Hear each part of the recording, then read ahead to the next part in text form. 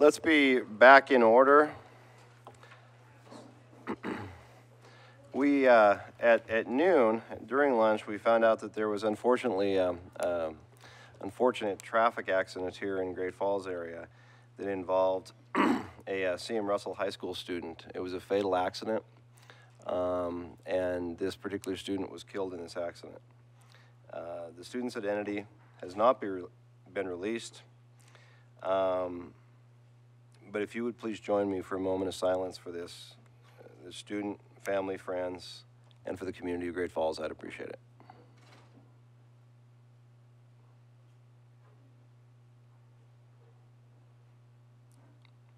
Thank you.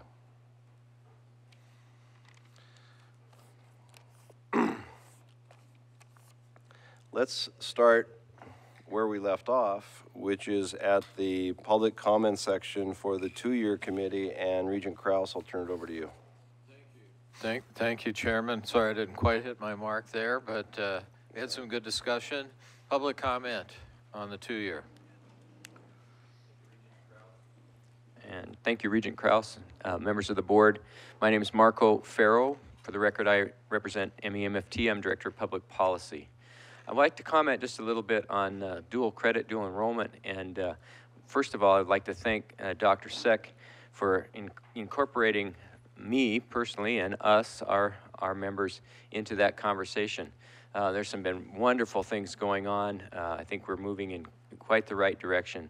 MEMFT is fully behind quality, dual enrollment, dual credit for Montana high school students. We always have been, and through things like the Digital Academy that you heard about today. The Digital Academy, by the way, was a bill that I helped write, and every time something good happens with the Digital Academy, I'm pretty proud, and that was a great accomplishment.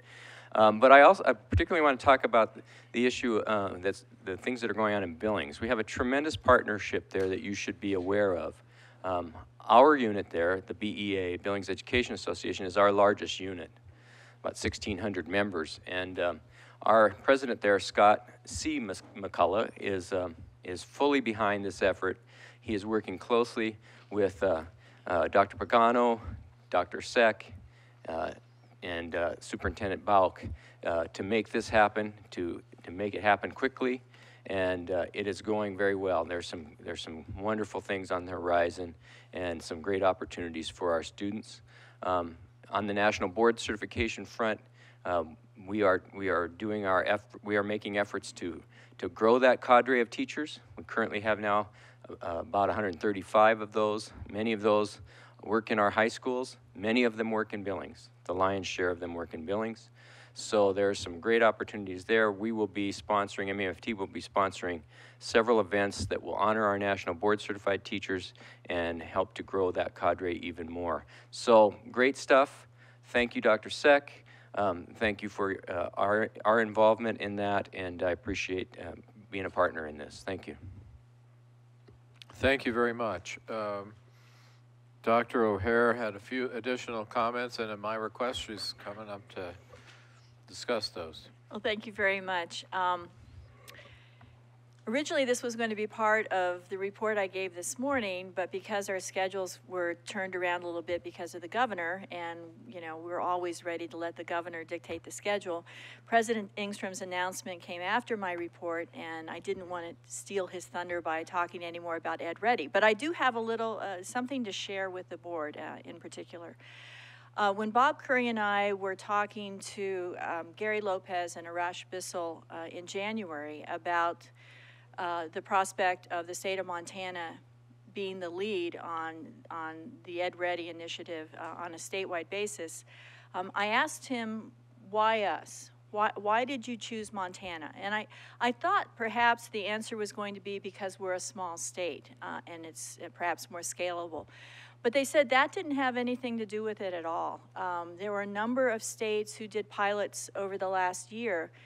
But what they said was that because of the type of collaboration that you have in this state with the governor, with Superintendent Juneau, and particularly with the Board of Regents leadership on investing in developmental education reform and adopting not only the Complete College America platform, but also the recommendations that came out as a result of the Developmental Education Task Force, that this was a state that they wanted to invest in, and this was the state, we were the state that should lead the way. And so I wanted to make sure that I extended this compliment and my personal thanks to the Regents for endorsing this. Thank you. Thank you, and of course, that's why I wanted her to come back up, because a few extra kudos never hurt. Is there any other public comment on the two-year Education and Community College Committee? Any other two-year comment? Seeing none, I think we're finished, and back to you, Chairman Tufts. Thank you, Regent Kraus. We are now at the official 1:15 time on the agenda, where we segue into the Budget Committee. And what I will do at this point is turn it over to Deputy Commissioner Robinson.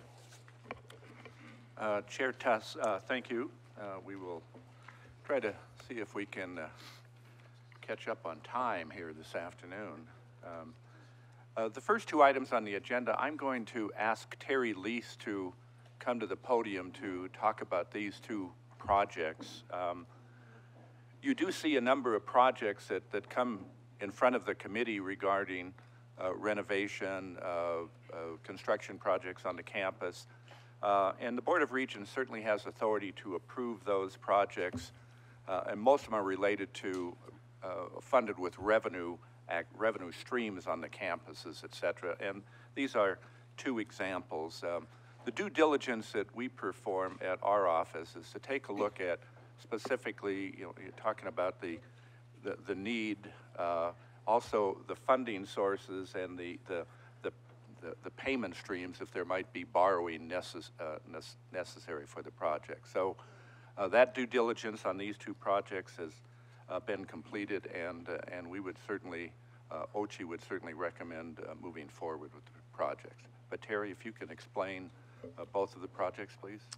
Yeah, Deputy Commissioner Robinson and Mr. Chair, members of the board, happy to be here this afternoon. I've got two projects very exciting for our campus. The first is our upgrade and renovations to the Brick Breeden Fieldhouse. This structure, again, an iconic structure on our campus, was built in 1956 and is truly a multi-purpose facility serving our students, faculty, and staff, and our community. Some examples of how that building gets used: we use it for our commencement ceremonies, we use it for our freshman convocation, we have outreach events such as state high school basketball, volleyball, those types of events there, in addition to certainly our athletic events, concerts in Broadway and Bozeman, and many of those things, if you've had an opportunity to share in those. This project will improve the safety and functionality of the field house. The floor is disintegrating. This floor was installed in 1980. It's not the basketball court that sits on top of the floor surface itself. So it's a multi-purpose floor. It's peeling back. We've tried to patch it the best that we can over the years, and it's just become a hazard for those who use it on a regular basis. In addition, this project will replace the 100 level seating in the field house. These are the seats that pull out and push back against the wall, and those as well have exceeded their useful life. They've become really a safety hazard. They get jammed up, and people are trying to crawl under there and fix things while they're pulling them out and pushing them in. It's really not a good situation. In addition, of course, newer seating that we would like to have would be have seat backs on that, so for the comfort of those that use the facility.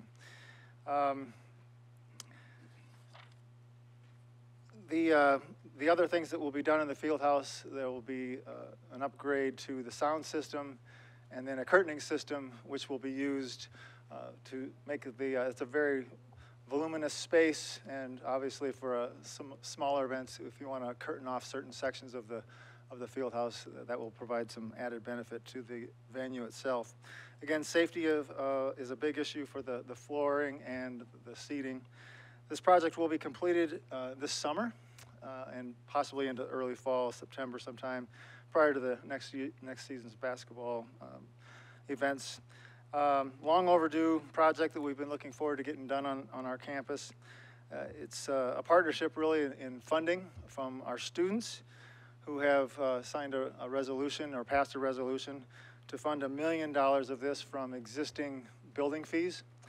And then we have another $1 million from user fees from those folks that use that on campus, as well as our auxiliary services operation from their revenues. And then the final $1 million was from a generous donation from a donor. So I'm really happy to be able to pull this together and get that project done. Be happy to answer any questions that you might have. Thank you. Other questions from the board? Questions from the board? No questions from the board. Thank you. Okay, thank you. Would you like me to talk about the Yeah, item B at this yeah, point? if you wouldn't mind. Is the committee okay advancing this for tomorrow? Is the committee? Yes. Okay, okay. Is the committee just you? There's three of us, yeah. Angela did a lot, but not everything. Yeah, that's right. Yes, if you would please proceed with action item B. Thank you, Regent Tuss, members of the board. This second item is requesting your permission to actually increase the spending authority for a project that we brought to this board last March, so a year ago now. At that time, it was a $1.6 million project. We deferred that project. You may have heard of our MSU's year of engaged leadership that we've been doing, and we didn't want to displace those events by renovating our ballrooms in the middle of this particular year, so we've deferred that. In the meantime, we've gotten more definite quotes for the project, and the amount that we would like to request at this time is $3 million. Again, this is a wonderful facility that is used by our entire university and the community. The project will enhance the functionality of it, and we're looking forward to doing that as well. You might recall back, for those of you that were here back in the mid-2000s, somewhere around 2004 or 5, I believe this project was approved. It was a project that renovated our sub, our fitness center, and our black box theater. And there was a facilities enhancement fee that the students agreed to fund that. The prices got a little escalated on construction right there when the economy was real hot prior to the recession, and they had to pull the ballrooms out of that project. So now we're just putting those back in now that the funding is available. Again, most of this will come from that same fee. It's a current fee that's charged to students, but because enrollment is up, we have, those fees are higher than were originally projected, as well as some monies that our auxiliaries operation will put in toward that project. So again, there is a loan component to this that will be used. The payoff from that will be from those fees. We intend to seek that loan from the Montana Board of Investments. Current interest rate and for this next year is 1.0%, so it's extremely good rate for us to do that at this point. Again, I'll stand for questions if you have anything on this item. Thank you. Terry, I do have one question, and I just need to be real clear about it. Could you, once again, just explain real briefly the difference between the 1.6 and the 3? I just want to make sure that I have it straight, why you're asking for the additional, Yes. the additional piece. Yeah, Regent Tuss, that's a great question. The bulk of it had to do when we started looking more intently at the mechanical systems that were above the ceiling tiles, so to speak. I mean, there were some original estimates that we didn't have a lot of scope. We hadn't really done as much in-depth analysis. It's an old building. Again, that particular part of the sub was done in the early 80s, and a lot more mechanical and HVAC work. That's the majority of it.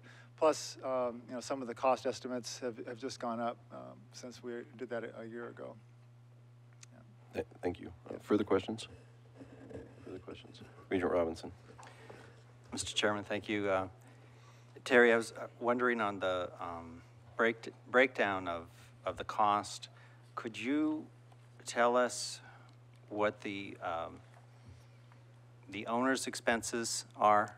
And obviously it's different than the furnishings as well. What would the owner's expenses be? I mean, I'm going to open my page here to where you are here. So, yeah, the owner's expenses, I believe, and don't quote me on this because I'm not 100% sure, maybe Deputy Commissioner Robinson can help me out here, but I think that those have to do with, actually, I'm not 100% sure, so I'm going to, maybe Regent Robinson, I was going to say something that I think now I believe is incorrect, so I want to defer to Regent Robinson if he has, Deputy Commissioner Robinson.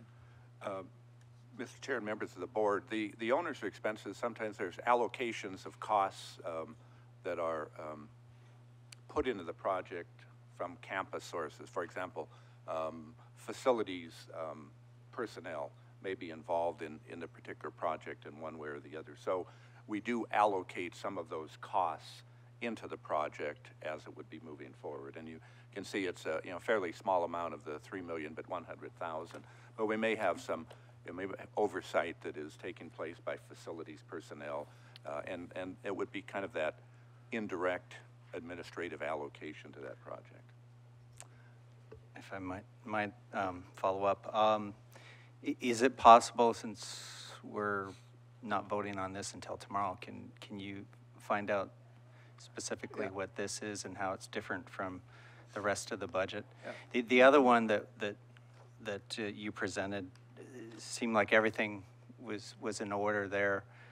This, I have a question about that, and I also wonder about why the contingency is so high on this as well. And I don't know if you have an answer for that today. But Mr. Chair and Regent Robinson, I was just going to mention that you will notice that the contingency is quite high on this one. Again, because of the complexities of the mechanical systems, that we can't see everything and we can't look behind all the walls in there, and they're not well documented in the past as to what is exactly behind those walls. This particular project does have a high percentage of contingency just for that one reason. But I will certainly come back to you with explanations on the exact reasons why they were increased from the last time. All right, thank you. Thank you, that was a good question. Thanks. Thank you. Further questions? Regent Albrecht. I'm curious if it's typical to include sustainability, any sort of green building into this to help reduce future operational costs? Mr. Chair and Regent Albrecht, yes. Certainly when we look at replacing the any heating, ventilation, air conditioning type systems, we look to use the most current technology that would allow us to reduce those costs at all means. Under new construction, we look at a much more broader aspect of many things. In this particular project, part of it will be windows, so those windows will be much more efficient than the ones that are in there now. The lighting will be much more effective in terms of the amount of watts that they consume, et cetera. So yes, the answer is we always are trying to minimize our operating costs going forward with those thoughts in mind. Thank you. And if I may, perhaps Mr. Asbjornson could assist with those costs. With your HVAC. Thank you. Yeah. Further questions? Regent Regala.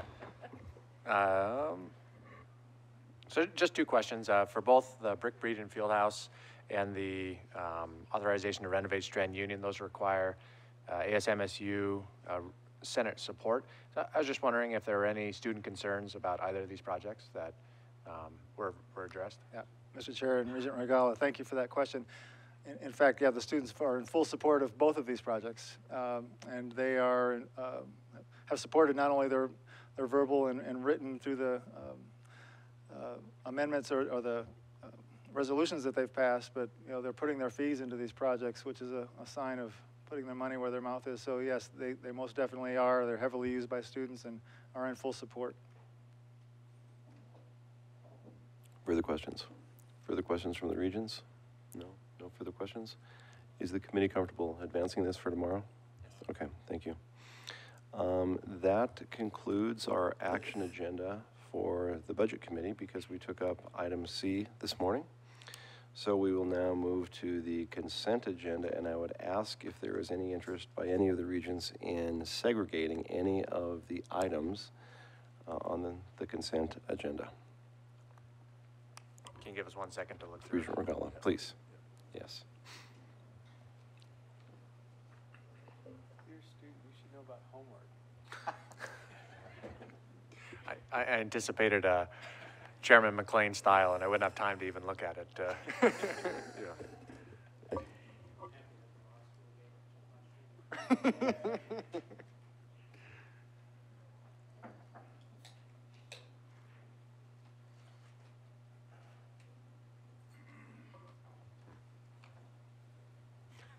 Okay. No problems? We're okay advancing that? Okay, those will be considered tomorrow as a group. We're going to skip the break right now, and we'll go right into the information pieces. And so A, under information, is performance funding. Mr. Chairman, Tyler Trevor is going to walk us through the performance funding piece.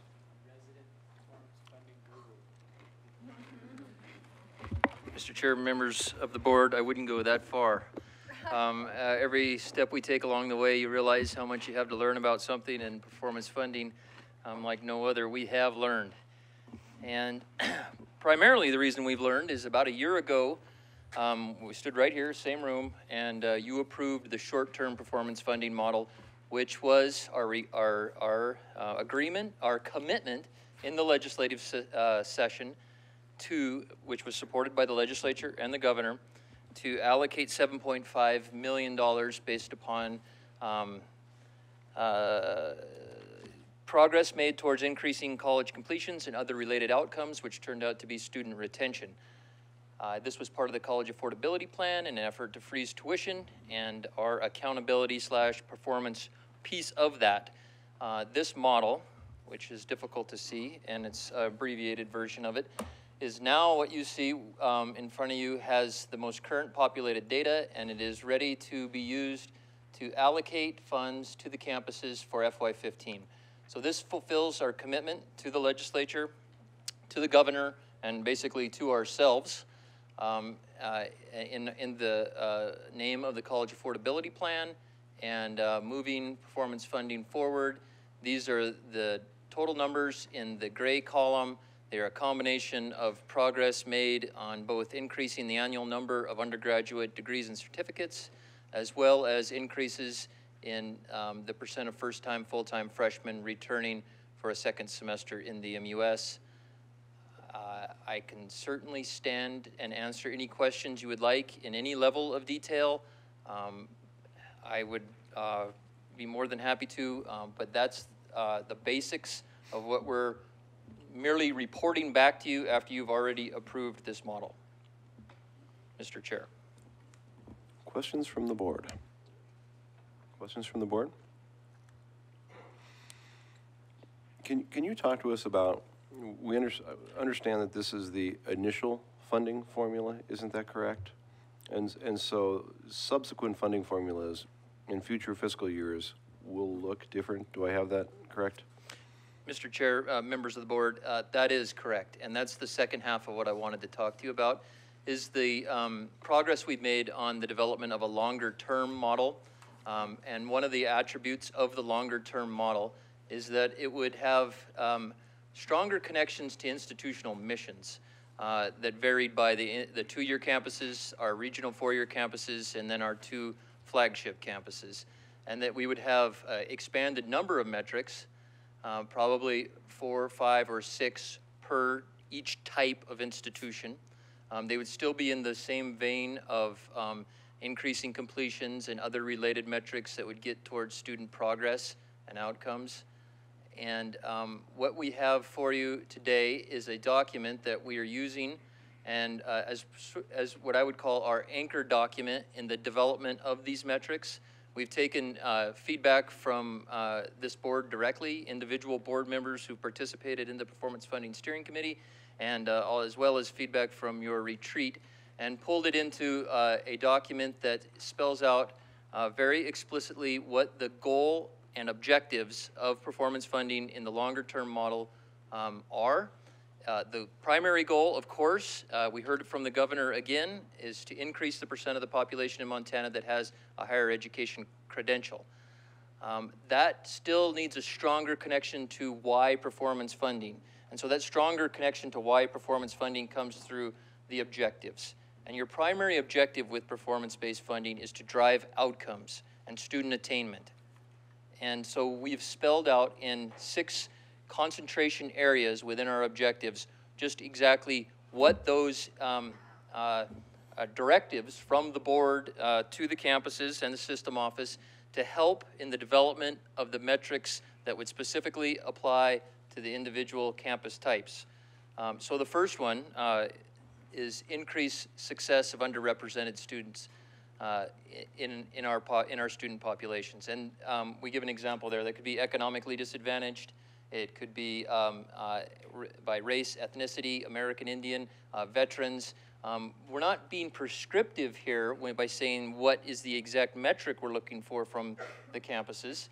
We're merely telling them this is the objective of what we're trying to drive with performance funding, is to increase success of this student population.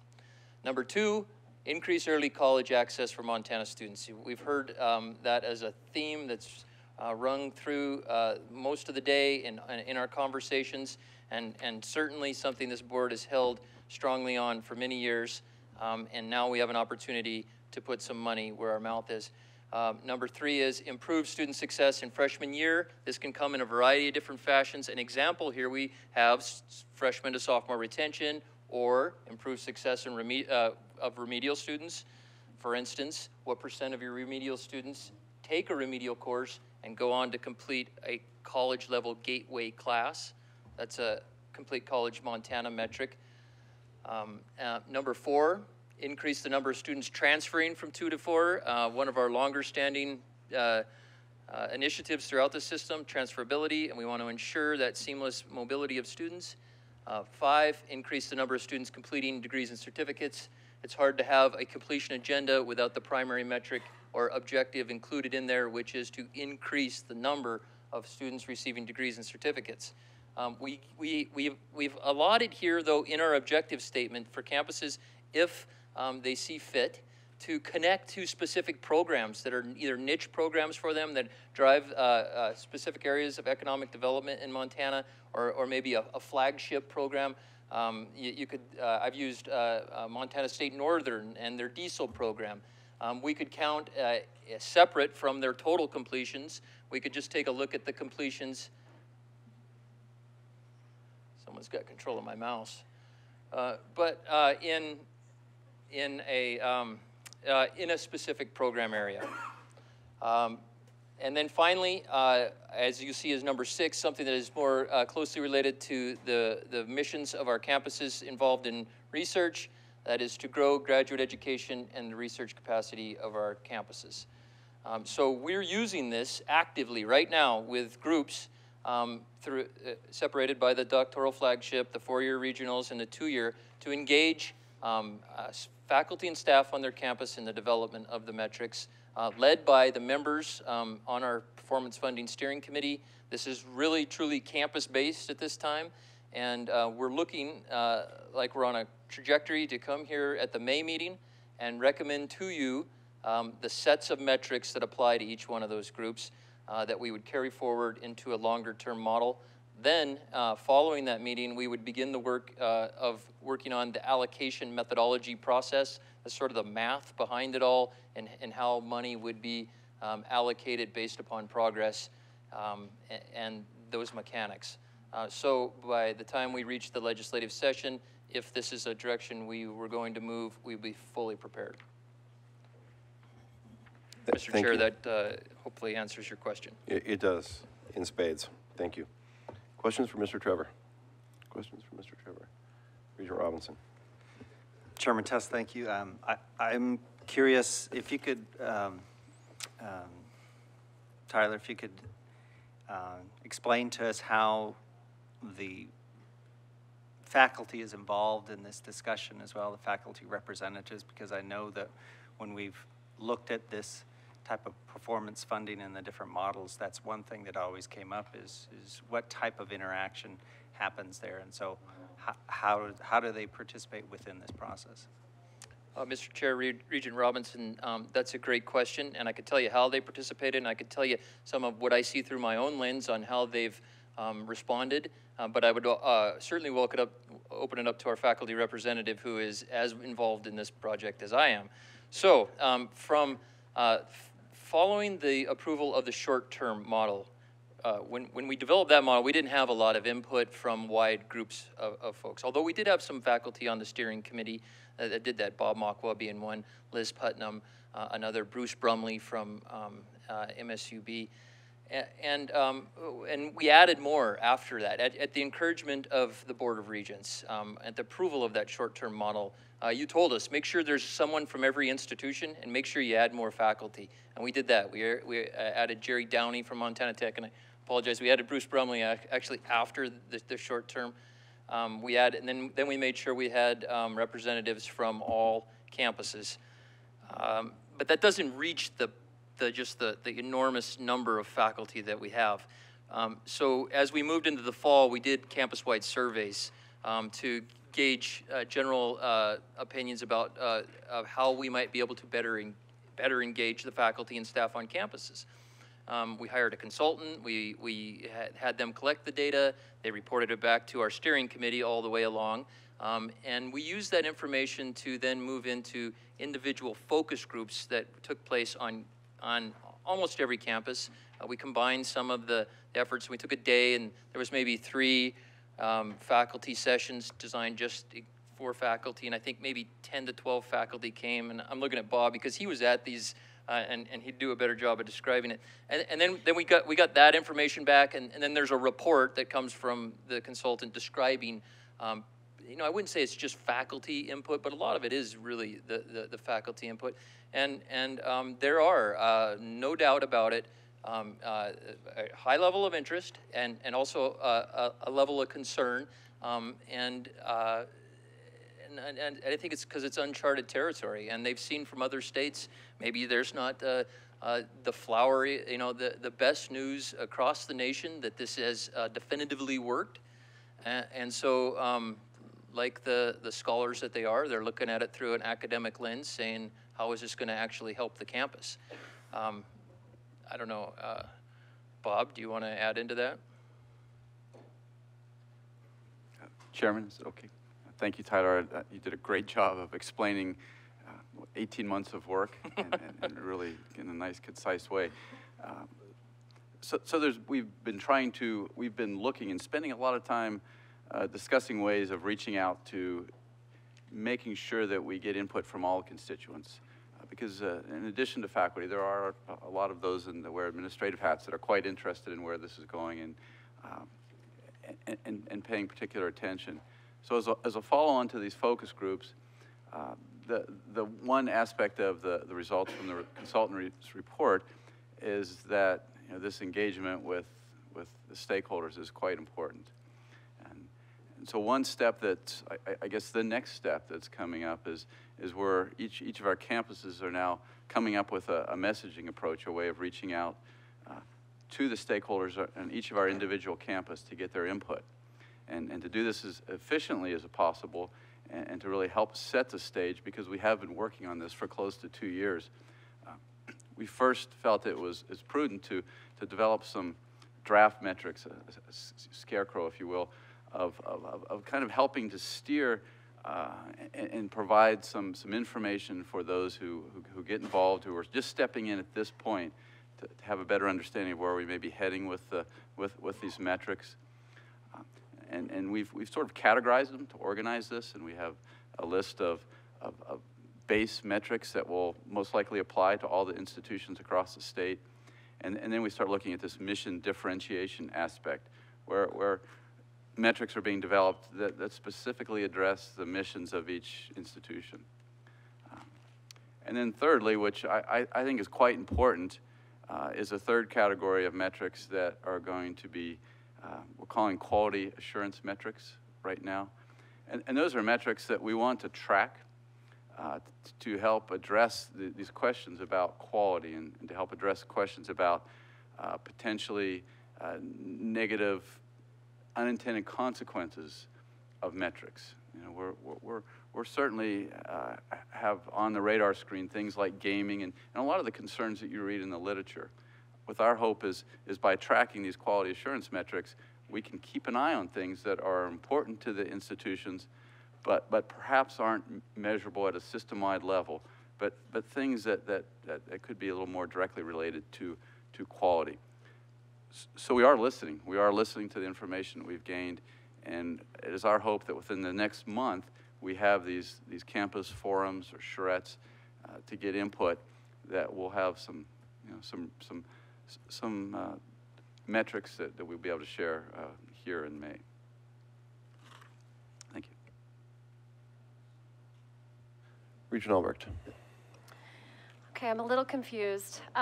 When I look at your earlier data with regard to efficiencies of use of or expenditures, you only show 1% in research, or we show 1% in research. So I'm concerned because it seems like it's, help me out here, it's the afternoon. When you look, it seems like we need to invest more in research, and that's one of the goals. But yet, when you invest more in research, then you're showing less instruction, or you're taking away from another area. So we're essentially, in some ways, shooting ourselves in the foot. So I just don't want to see some of those contradictions occur, and I'm not understanding how that comes out. Mr. Chair, Regent Albrecht, that's a very astute question, and I'd have to go back and look at the title on top of that chart. And it should read current unrestricted dollars, which would have came from state appropriations and tuition. And so that would have been our state-funded research, not our federally funded research, which is somewhere in the order of $160 million, which is almost the same amount as our total current unrestricted for a given year, or at least state appropriations. Mick doesn't want me to go out there. Anyway, it's close. It would be in the millions. Anyway, so there's an order of magnitude there that you're not seeing because it's federally funded, and that's when you see that our total operating budgets for the biennium are in the billions. And so we have much more going on there that's not seen through that chart in the strategic plan. Okay, thank you. Regent Regala. Thank you. Deputy Commissioner Trevor, when was the last time that the university system considered changing the way that we allocate funds? Mr. Chair, I'm going to rely upon Mick. I will say we have looked at performance-based funding and using a slice of performance. When I referred to that on the strategic plan about the Regents work group for reform, that was one of the big topics, and we ended up actually taking a year and developed a model that we didn't move forward with. So we put a lot of work in there, but Mick has a history on the whole thing that goes deeper than I have. Yeah, Regent Rogala, actually a year ago at the March meeting, the Board of Regents approved a new policy dealing with allocation of state funds to the various campuses. And that this particular biennium, or this fiscal year, is the first year in which that new allocation methodology is in place. And basically, it is an FTE-driven allocation. It does have a 3-year average of resident FTE students as a component of that allocation. But so this biennium is the first year in which we have moved toward that new allocation formula, and with the 3-year average, it allows us to move into that slowly and not unduly penalize any particular change in enrollment, et cetera, that might happen in a particular year. Thank you, Deputy Commissioner Robinson, and I understand that, but my question is, prior to the model that we just brought on, historically, have we ever addressed how we allocate the funding? Or have we ever considered reforming it? Commissioner. Mr. Chairman, yes is the answer. And it's sort of a long answer, but going back to a number of conversations the board's had over the last, 5 or 6 years, I guess, there's been some, sort of started with a prioritization conversation and how are we going to direct funds to those. A person with NCHEM, Stan Jones, was actually in the state on a couple different occasions, and we looked pretty heavily at some various models. Tyler and I have talked about this at length too, just in terms of, there are other models out there, and other states use other models, some weighted for the curriculum, some FTE-based.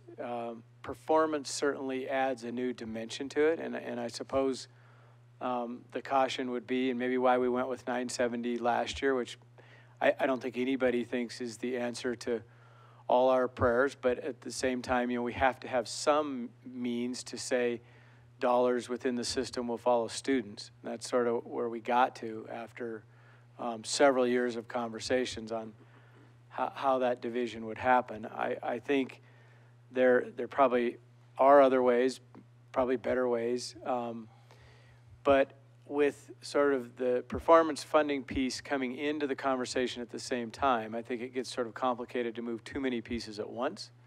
And so we looked at 970 as sort of the next generation, or moving from where we were, and not to go too far into history, but prior to 2006, which is the first year that we negotiated the cap, and then it was approved in 7. Prior to 2006, there was an FTE component that was part of our legislative funding, part of the lump fund, and there was reversionary period provisions in that money. So the campuses would budget those enrollment projections. If they weren't hit, the money would actually revert to the state general fund. And so, we moved from that in 2006 to sort of a cost plus or a base plus budget in the cap, in terms of how we got to where we got was funding on top of current services. And we sort of tried with marginal success to figure out what we were going to do with that now that the reversion was gone, because now that there wasn't really an FTE component left in it and we hadn't really calculated it. We made an adjustment that I think certainly raised some concerns and should have. It was abrupt. It was probably too short a period of time. That's where 970 came from. So we tried to lengthen that. We tried to look at it. There are other models, and they deserve some consideration. I guess where we got to a year ago in the overall discussion is just back to the how many pieces do you move at once. And so performance funding will have a component in it that is beyond FTE. As I've said a number of times, I think we already have performance funding. It's just currently our only measure has been FTE, and that's not necessarily the best one. This will add some new dimensions and metrics to that conversation, and I think we kind of see where it goes, and we see where you all as a board want to see that conversation too. That is a valuable discussion. At the same time, until we find a better way, we can't lose sight of dollars following students. Otherwise, we sort of unconsciously make a decision to fund some students in the system better than others. And I don't think that's what we're trying to do either. And so, that's how we got where we're at. I mean, there's really 5 years of conversation behind that. That is more than a snapshot, but that's sort of the quick answer. Yeah, we've talked about it at length at this table. And this is kind of where we're at to date.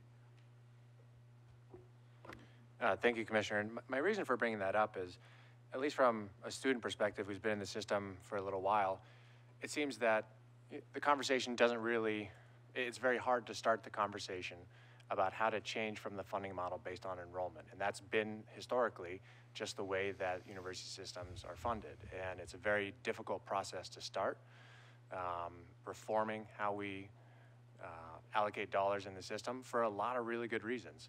And I just think it's very beneficial for folks on this board and for myself to always keep that perspective that it's very difficult to start these conversations, and there's going to be a lot of concern about trying to maintain the status quo, because even though funding based on an FTE isn't perfect, that it's a system that we should just hold on to and not question. But I don't think that's the appropriate way to consider how best to allocate resources in this product that we're working on.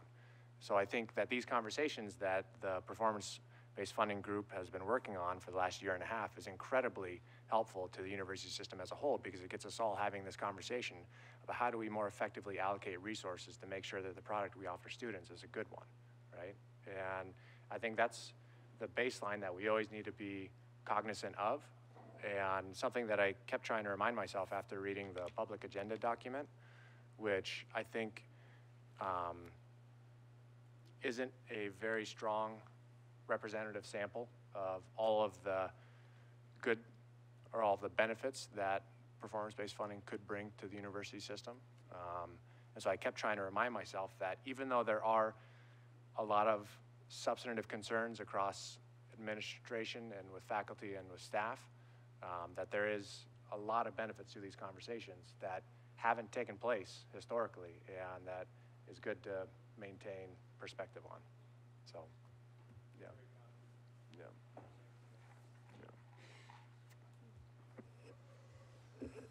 Further questions? Further questions? Seeing none? No further questions? Thank you. Let's move on to long-range building program recommended priorities, item B. Mr. Chairman, members of the board, I would just like to, before we get into the detailed schedules, talk a little bit about the process and refresh our memories regarding this process. The long-range building program in the Montana University system really begins at the conclusion of the previous legislative session. So, you know, in May and June of 2013, campuses were, you know, starting to gear up for moving forward with a preparation and a prioritization of projects, long-range building projects for the individual campuses that they work on, and the university system as a whole. There was a lot of activity that took place beginning in September, where each campus had a site visit. I attended most of those. The commissioner was able to attend some of those as his schedule permitted. The presidents were involved in those particular visits and discussions. And those site visits culminated in an MSU priority list and a UM priority list, taking in consideration all of their campuses and discussions with their chancellors and deans. Those priority lists for those two halves of the system were brought together. The two presidents, the commissioner, and staff met in February and pulled those priority lists together into a priority list for the Montana University system. This is a recommended priority list. It's a work in progress. We are bringing it to you as a board for review, discussion, comment. We will certainly take any of that information into consideration, go back and redo the list if necessary, and bring a final recommended list, final priority list to the board at the May meeting.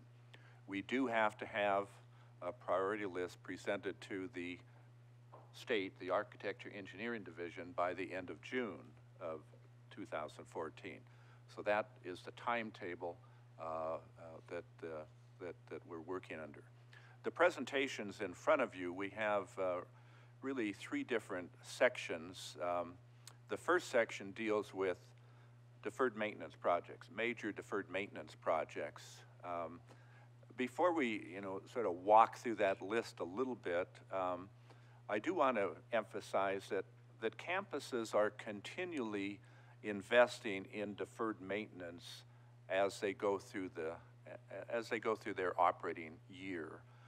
There are certainly some projects that the dollar amount gets significant, et cetera, where we do have to partner with the state in terms of looking at specific funding for major deferred maintenance projects. So really what you have in front of you in this deferred maintenance list is a major deferred maintenance. We've tried to balance the dollar amounts, around the system, trying to look really critically at what are the most important needs, what are the highest priorities from a deferred maintenance standpoint, and try to address those particular projects. we have been advised by the Architecture and Engineering Division as we put together our priority lists, they would rather see a longer list than a shorter list. So we do have, you know, $122 million of proposed projects between deferred maintenance and major projects, major construction projects, and it's not likely that all of those are going to get funded. I think perhaps the largest dollar amount we've had funded in a state long-range building program has been in the $70 to $80 million range. But we are putting these forward for consideration by the administration in terms of looking into the possibility of funding those. So we have a deferred maintenance program that is there, and Amber, if you'd move to the next page, take a look at the major projects that are presented there, a total of $88 million in terms of this particular category. You'll see the top one, the Romney Hall, MSU Romney Hall project was a major project on the previous long-range building program. It was in the governor's budget in the last legislative session, but did not get funded as part of that long-range building package that cleared the legislature. And you can take a look at the other programs there. The final list, authority-only projects. When we use the term authority-only, we would be wanting to include these requests within the governor's long-range building program, but we're not asking for state funding.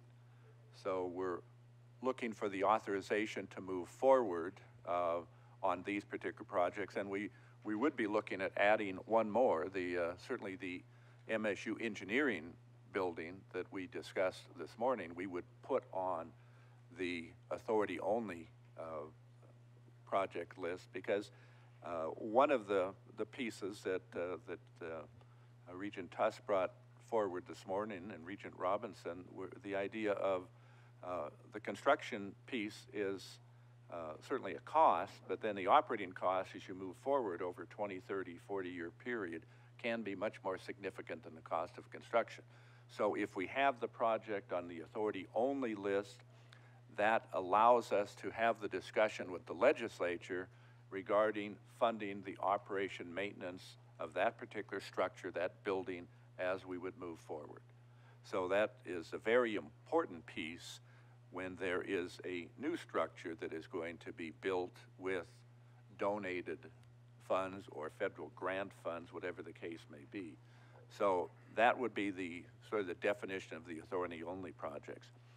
I would like to perhaps turn the discussion over just briefly to the commissioner and perhaps the two presidents to make comments regarding you know, the give and take in terms of putting together a priority list that is presented to you. Mr. Chair, members of the board, so that's exactly the process, and then I think our board policy calls for the Commissioner's Office and the President's to make a recommendation to you. I think we have, you know, the list is long. The needs across the system are significant. The deferred maintenance is significant. Wouldn't guess that this even represents half of the overall list that we saw. And some really good meritorious projects on there. Ultimately, we have to try to come up with a list that represents what we think is the right mix of investments for the state system and somewhat of a balance there. I will tell you that historically, we spend a bit more on the other campuses besides the two flagships. And percentage-wise, we've spent a bit less at the two flagships than we have at the other ones. And I think to some extent, the ability to raise funds and others, that's appropriate. But we do have projects in front of you that in some ways, I think it's appropriate also to make sure, much like our earlier conversation, that we're serving the students that we have where we have them as well. And so, you know, that is also a consideration in terms of this overall balance. I think we put on the previous one a significant amount of money early on in deferred maintenance for safety issues. I think those concerns are real, and ultimately the state probably will ask us to combine this into one priority list, and we'll have to balance that as well. We wanted you all to see them as two separate ones, so you can kind of designate the major projects from what I think are major deferred maintenance. And Deputy Commissioner Robinson touched on it. This isn't all deferred maintenance. There's a lot of daily maintenance that happens. But these are major, significant renovations, reconstruction, or as the previous slide shows, some safety concerns. And I think those are real. This campus right here in Great Falls proves as a good example. We had a shooter in the neighborhood. We had concerns, and yet Dr. Wolf had people crawling on hands and knees to try to figure out how to lock the doors in the front that are glass. And we had a potential shooter on the Missoula campus. They were able to lock some of it down quite quickly. They were over an hour in locking some of it down with best efforts, just because there's a lot of doors on our campuses and windows, and it, so I think we've got to look at addressing some of those issues, and I think we've tried to blend into this list a good cooperative effort from myself and the two presidents to put before you. I'm certain there are people around the table and around the campus that could argue why one project should be elevated over another, or why we've left something off that is of great merit, and I really can't say that they're wrong about that. We just have a lot of needs, and this is our best recommendation to you all to balance those needs as best we can and move a proposed list forward. Ultimately, as we know from last session, our list is our list, and that may not be anybody else's list. And that's the way the process works, and that's okay. This is a proposed list that we send to the governor's office. He, with his budget director, Dan Villa, will generate a list that they ultimately put into a bonding bill or into House Bill 5 or into the budget or not. Certainly their prerogative, and we will go through from there through the process, and they could get rearranged or pulled out, or, as we saw last session, moved back and forth between various bills that have different implications, both on voting and funding. And so, that's how the process goes. But I am pleased with the list that we have before you at this time. It may end up moving a little bit between now and then, but I really think that we had a good process. It's a long process to get this overall list compiled and then sort of boiled down into something that we think is reasonable and best addresses those needs. And we follow the recommendations as best we could from the campuses, but ultimately, I think the policy says that the three of us have to agree and make a recommendation, and so in some cases we move projects around until we thought we had them right, and we bring this list to you for your consideration. Thank you, Commissioner. I have a comment and then maybe a question for both presidents. Very pleased to see the ag experiment stations on here. I don't know if we had anything for ag experiment stations on the last list, but sometimes I feel like they're our long lost cousin that we don't send Christmas cards to anymore. And so I'm very pleased to see that we have ag experiment stations. I know there's a lot of needs in that regard. The two questions that I have, one is a simple one about UM's music building and the addition to that. I'm curious about what that is and what that looks like and why we're doing that.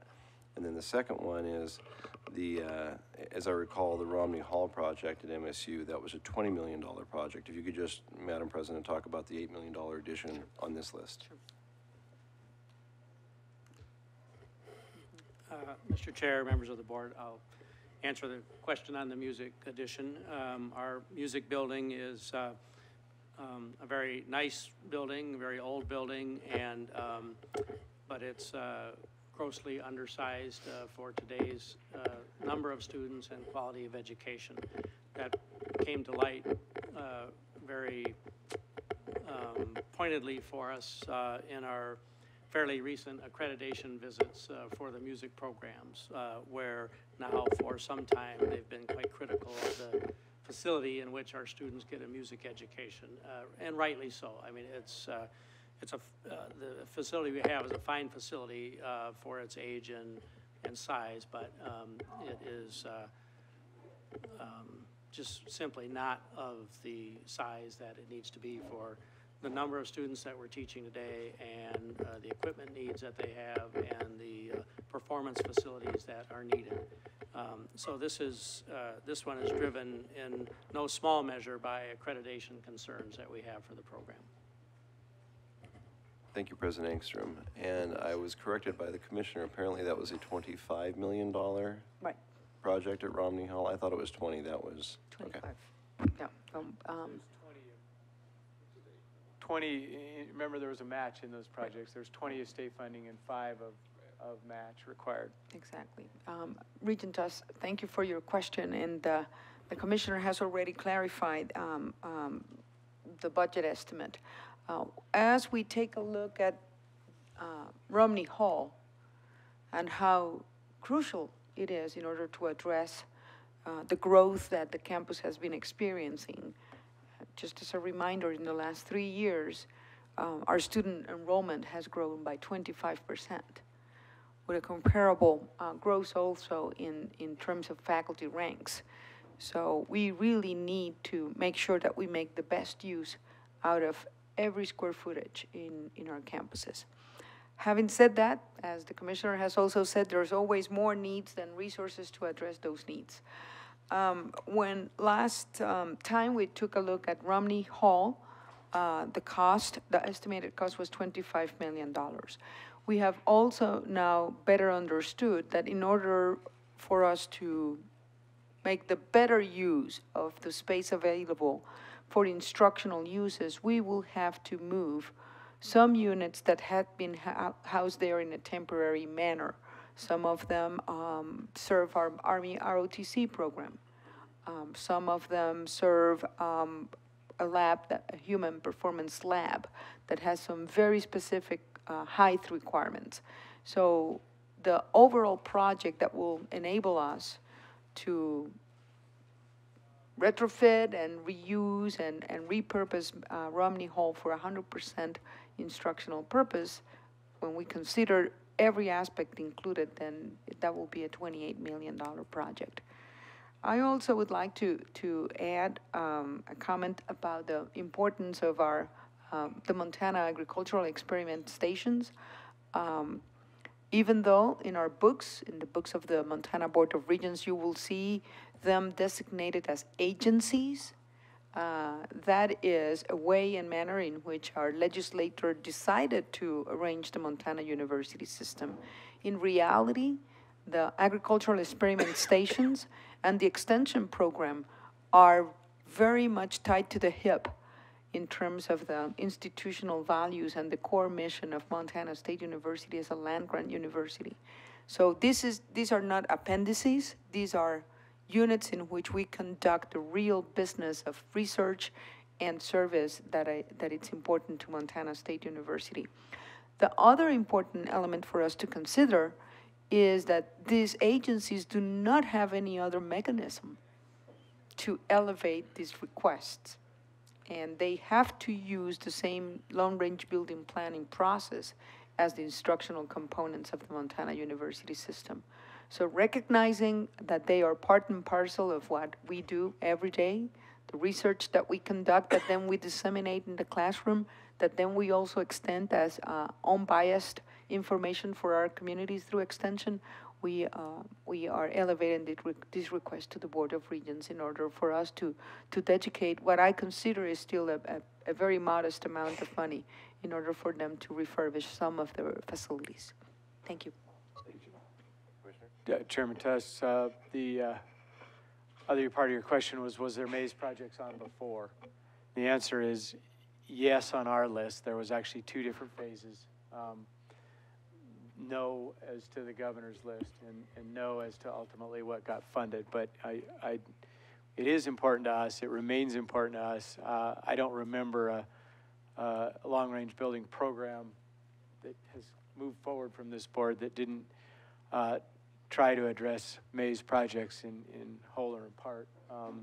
We certainly have it high on the priority list, as I think it should be, and we'll work hard to try to see that that is included in any proposal that moves forward. Thank you, Commissioner. Questions? Regent Albrecht?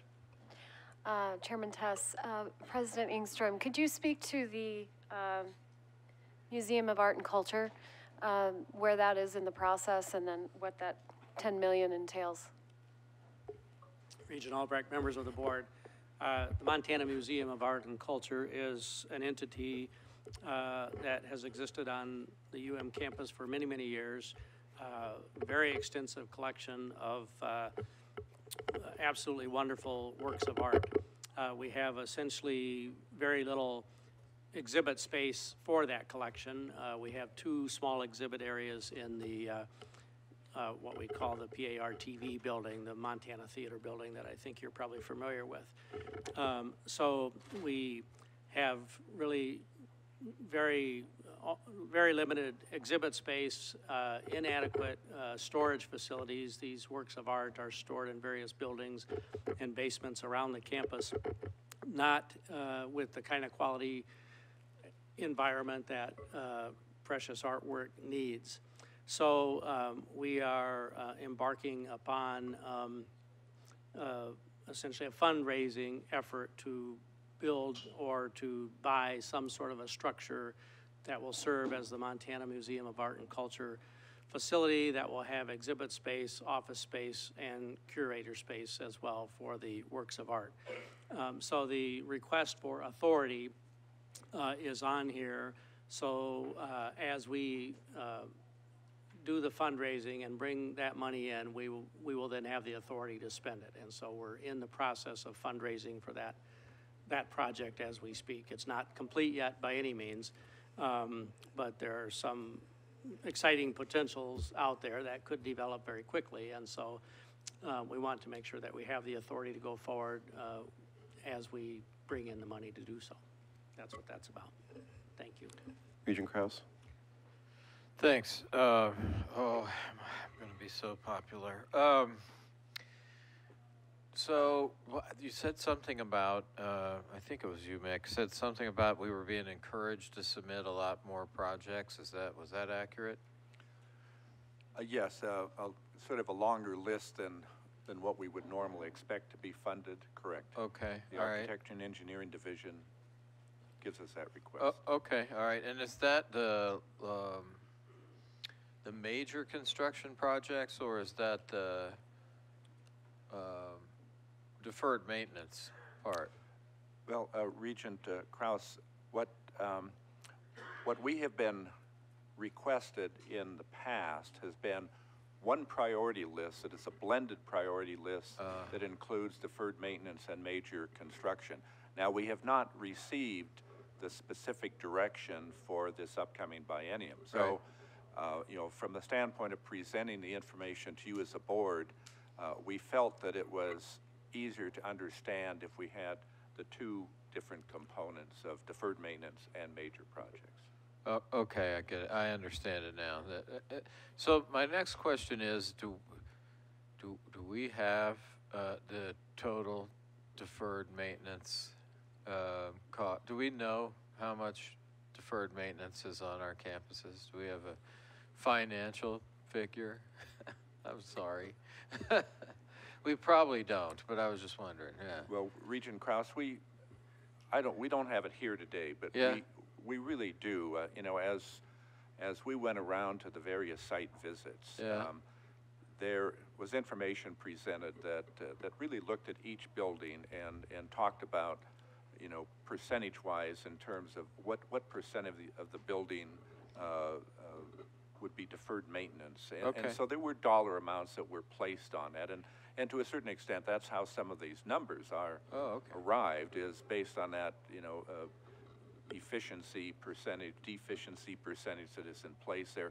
So we do have, in terms of the facility operations, we do have very good, accurate information on each building. Now, We have not put that together in terms of a total system-wide Right. figure, because it would frankly scare me, I guess, in terms of what that might be. But as you look at the lists here, Romney's probably a good example. Yeah. When we address some of these projects, it addresses significant deferred maintenance that exists on a campus. So if the Romney project was funded, a lot of deferred maintenance would go off of our list, because that would take care of it. And so most of these projects are the same. They, even if it's a major construction project, it might be renovation. So it addresses a lot of the deferred maintenance. So, if I could continue, thank you. Right, so, I mean, I guess part of it is there's 39 million there. I was gonna divide 39 million into some number and figure out how long it would take us to catch up, right? Just one of those things with deferred maintenance, right? And I understand if we build a new building, then but we're gonna put the $50 million, the $50 million to use to put a new engineering building and immediately start depreciating that, and it's immediately starting to wear out. And so I just wonder sometimes whether we correlate that in any way between our financial side and the physical side, right? Mr. Chairman, Regent Kraus, so as most times the answer's sort of complicated. Yes, we do, and we try to do that. Deferred maintenance is, I think it's a real thorough process we have across the system. Okay. But it's a bit of a moving target, right? Because we're not trying to necessarily fix a roof when it's actually leaking. So does it need to be fixed today, or is it a year away or so? There's percentages and scales of deferred need that get addressed in this process. So we get sort of a priority list of needs within a specific facility and what percentage of that facility. And as the facility gets to where it's sort of beyond where normal deferred maintenance can deal with it, it sort of turns to a renovation. And we try to address those, but we don't have sort of inherent to our budget process, similar to a private company where you have a deferred maintenance schedule or reserves, or, we do have spots within the budgeting system process that we spend money every day on maintenance issues, Sure. deferred or otherwise. And so, that is built into it, and it takes care of a lot of routine needs. But it's not sort of one for one how maybe a private building would be handled in terms of a pool that's created a reserve, a building reserve, or a CAM reserve, something along those nature. Because we're funded differently, and so we try to address those. But I think we do have a decent inventory. I think, as you said, sometimes major renovations deal with those. Romney's a great example. The ceramic facility, actually, in the beginning of this process, was contemplating renovating 3 or 4 different spaces that it currently is in. And those renovations, those deferred maintenance needs are higher than the projected cost of the new building. So you start to say, well, then maybe that moves from deferred maintenance to a new project. When you get to that spot, then, it gets less fun to put money into the old project, right? And so Yep. sort of the deferred maintenance status of those buildings tends to increase. And it's a moving target and a work in progress for sure. I think the campuses are addressing it. I think we need to make sure that we're tackling safety concerns, code compliance, ADA concerns in these as readily as we can. But I don't look for the deferred maintenance of, we have 60% of the state buildings on our campuses. Yeah. It's significant. We've got a lot of square footage, and I don't see that going away anytime soon. We just have to manage those facilities the best we can. And certainly boards before this one have said, when we can not necessarily expand square footage, but when we can meet our needs by renovating or tearing down and replacing square footage, so we're not expanding. Regent Buchanan had often concerns. We're not expanding the overall footprint for those ongoing cost concerns. We're trying to do that as well. So it's something that certainly has the campus's attention and ours. Yeah, all right, so I think a couple of my assumptions were wrong, and I'm glad to be corrected. So we have done a facilities condition report for the buildings, the 60% of state buildings, or some close proximity. We have a number, or something like that, and it's probably very scary compared to 39 million. Would that sum up that discussion? That's right. Scary part's right too. We don't have necessarily a day in time that we did inventory on every campus. Here it is for today, but that process is ongoing across the system, on campuses, sort of all the time. Okay. Yeah. All right, okay. And so when we look at this in the future, because I assume this is first cut, or is this, I don't know, I'm not exactly sure if this is the end or not. Will we be,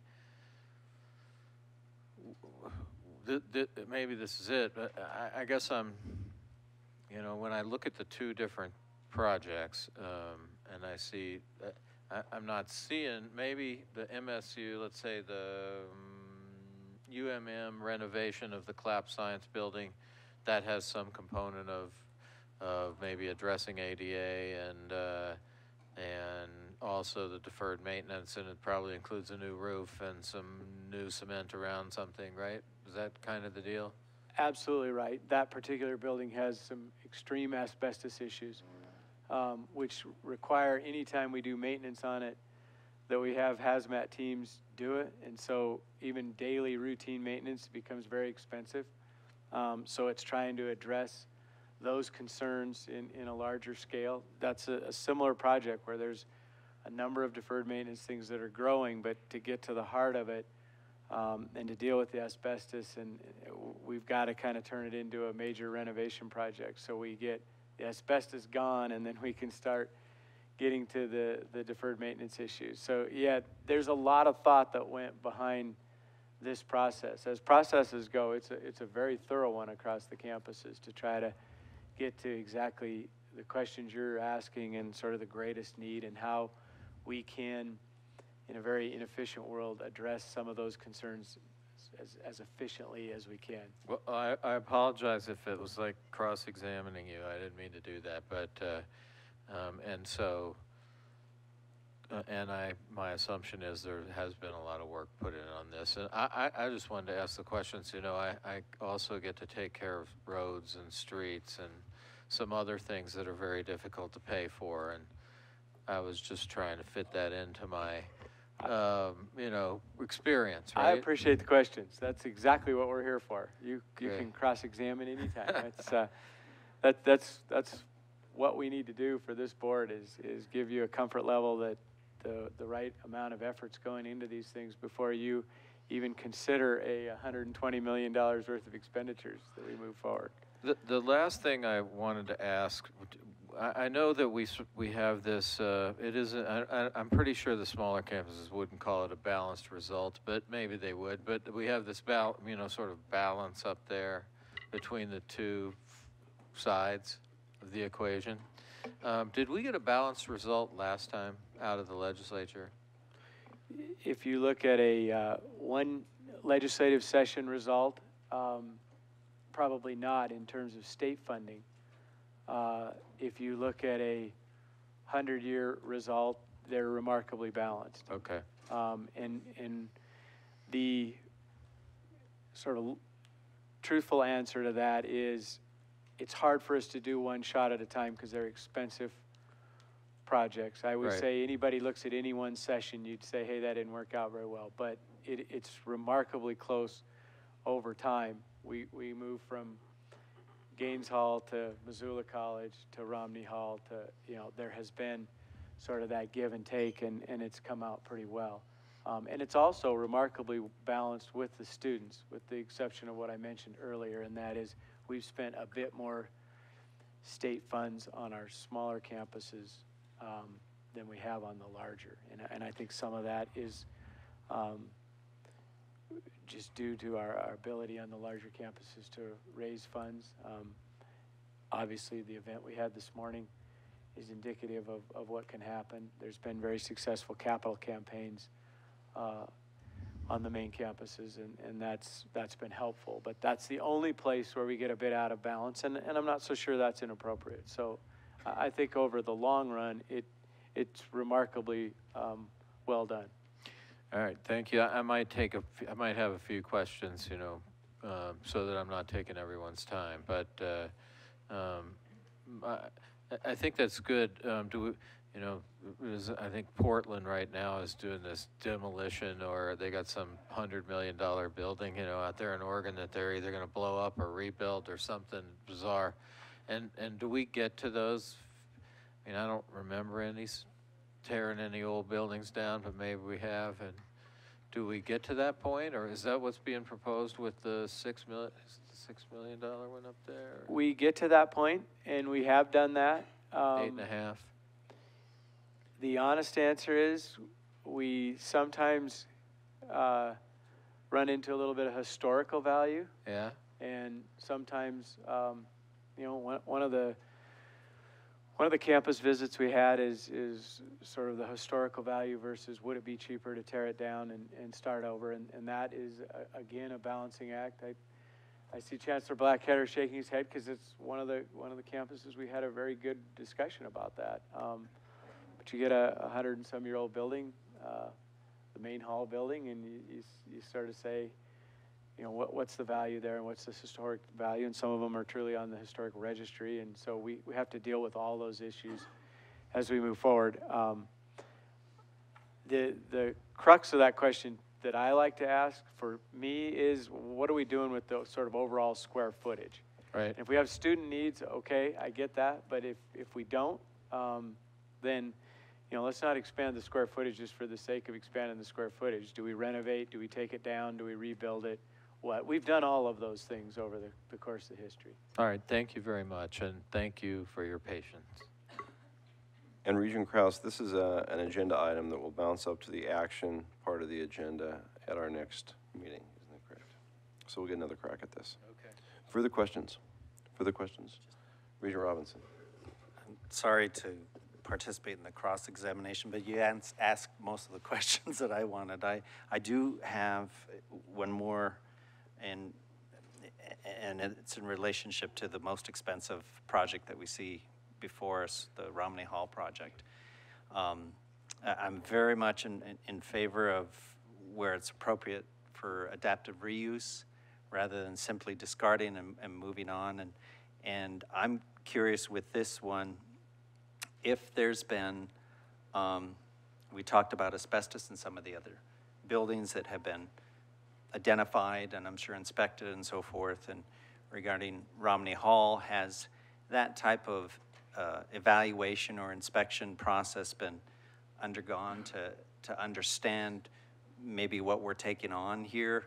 I know you can't understand everything going into a remodel project of this scale, but certainly to understand those major items of asbestos or lead paint, structurally, if it's intact, or if it's going to need additional shoring up or anything like that. I'm just curious. Sure. For a more specific detail of that evaluation that has already occurred, and part of it I would like to call Terry Lees to come to the. So Terry's coming up. Yes. I would say, so Romney's sort of unique in that, and this happens sometimes, it will be a major renovation. So a lot of those issues, it's sort of a building that the inside is pretty much taken out, and we end up with the shell, and that goes back to some historic values and others. Most of that structure will be redone on the inside. So the renovation of these structures go anywhere from a little to all. And that's sort of the nature of the beast when it comes to any individual building. Yep, thank you, Mr. Chair and Regent Robinson.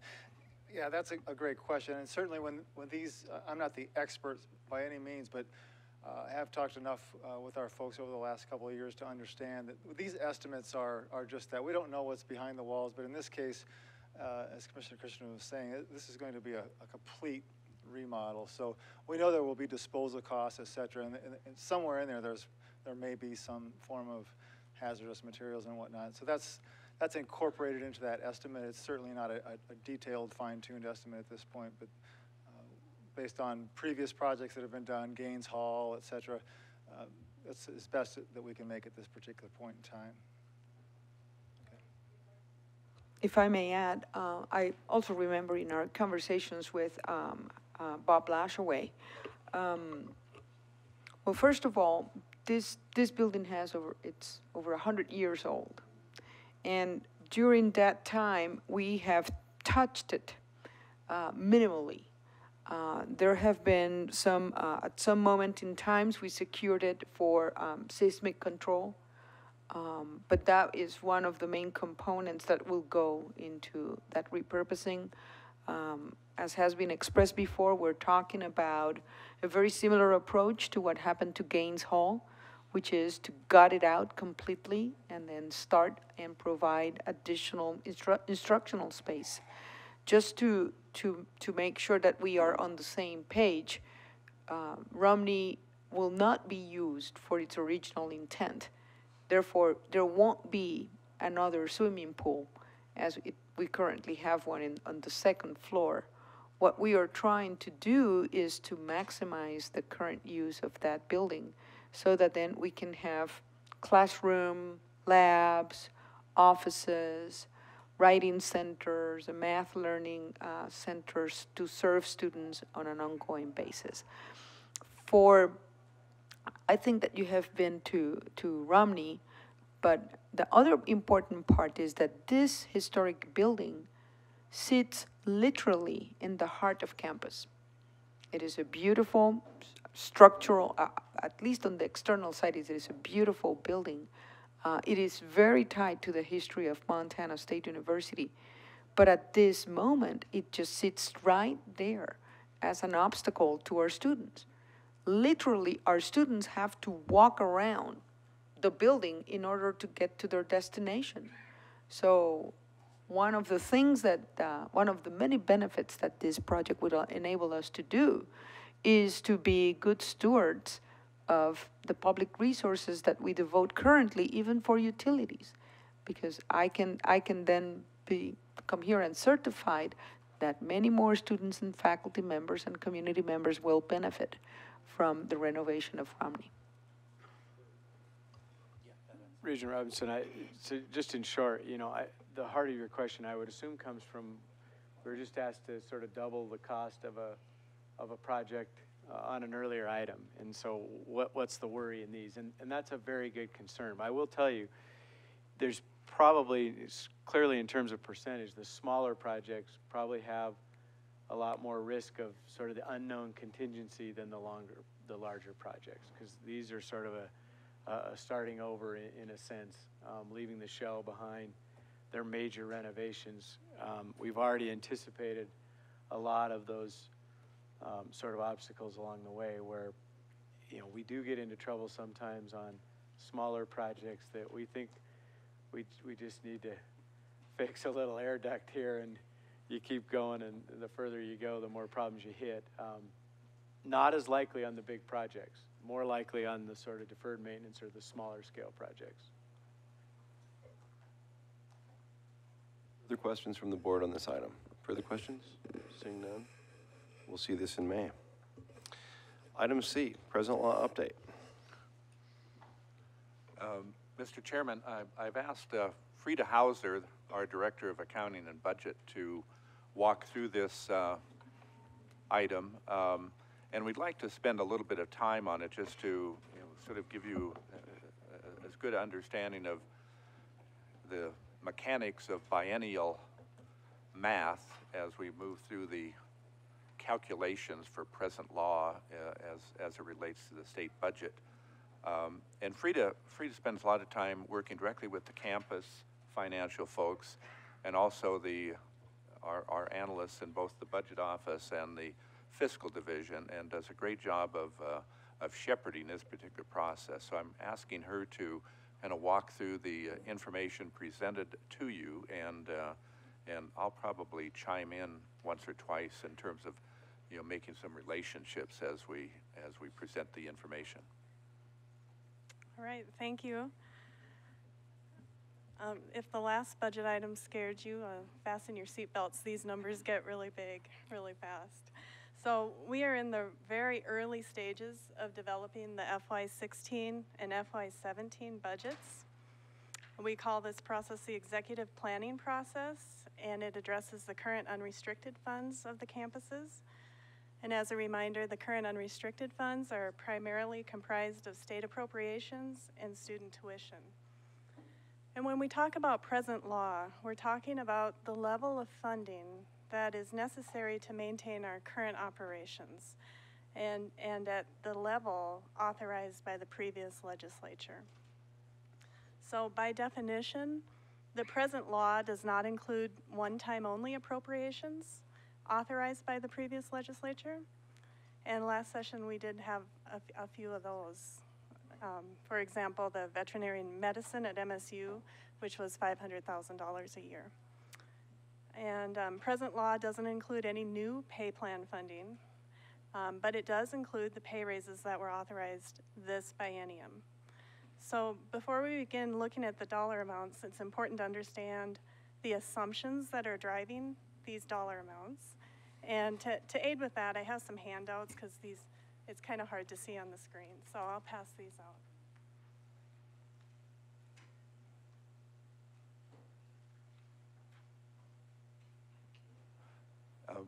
I just want to make sure that, again, we define when we talk about one-time only, or we'll sometimes refer to them as OTO, it means that appropriation was appropriated for this biennium only, and for the continual appropriation of those dollar amounts, they would have to go back to the legislature as a new proposal. It would not be considered part of our base funding moving forward.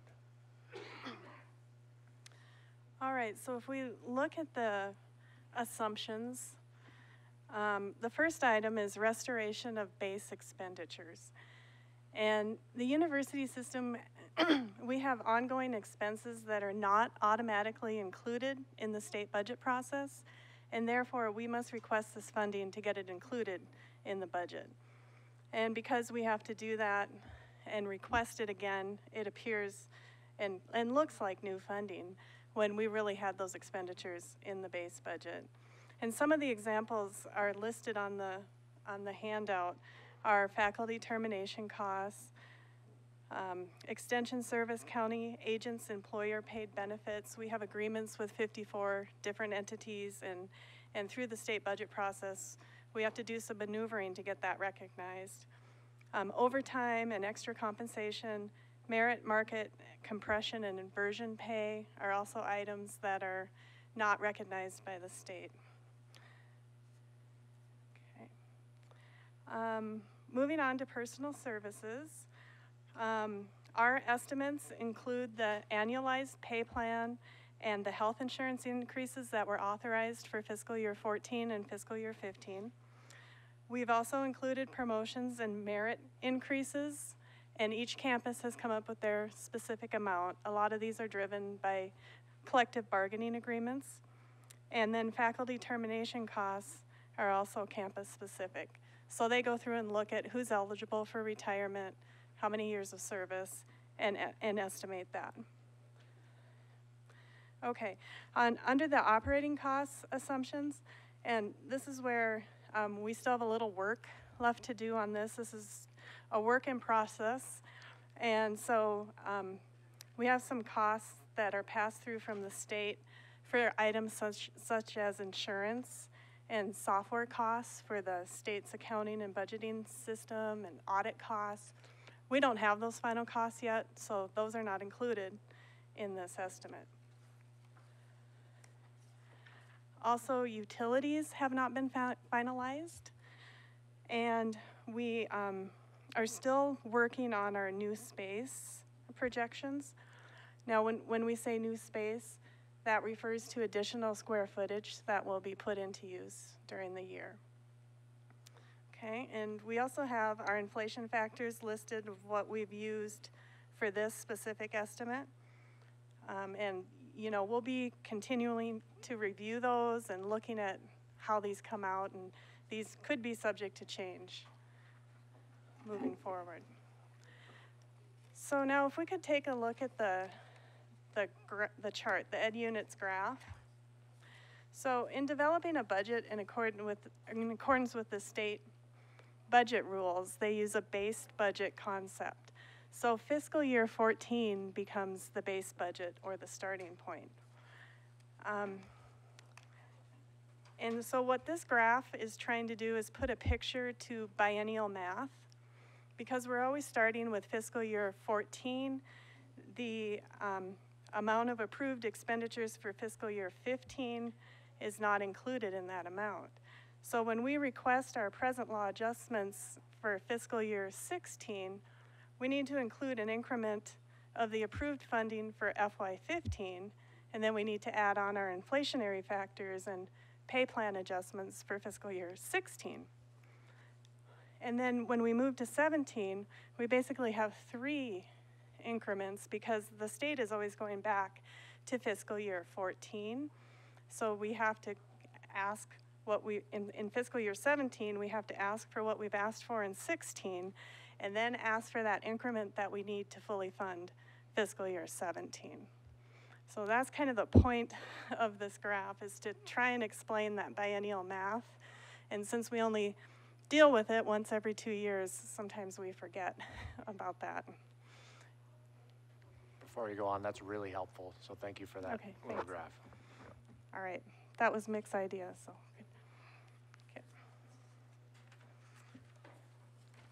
Okay. All right. So let's take a look at the Ed Unit projections, and we can kind of walk through the spreadsheet. So first of all, in terms of definition, when we say educational units, we are referring to the campuses for Montana State University and University of Montana and their affiliates. So it doesn't include the community colleges. Okay. Hopefully this looks familiar because going down the left-hand side lists the expenses. And this is in the same format as the operating budgets are approved. So last September when you approved operating budgets, this is the same format. Moving across the top of the page, the Regents approved FY14 budget, that agrees to what you approved back in September. We've added a column for the 15 projected budgets, and this is just for your information because these are preliminary budgets. They haven't gone through the complete campus process yet, and they obviously are subject to your approval. So they're very preliminary, but presented for information. Then the next column, we have tried to project where we think our base budget will land on June 30th. So we're trying to figure out, we're trying to project there where we think our fiscal year 14 budget will be, because that will be the starting point moving forward. Okay. Some of the things to note here for the educational units, about 75% of the expenses are salaries and benefits. We have about 23% of our expenses in operating expenses, and then we have a few expenditures for equipment and transfers. And most of those transfers are made to plant funds to purchase equipment and support our IT costs and things of that nature. Okay. So the next column is the present law adjustments for fiscal year 16. And, you know, thinking back to that graph that we had, this is the amount that we need to maintain what we're doing today and estimating the approved pay plan increases and those inflationary factors.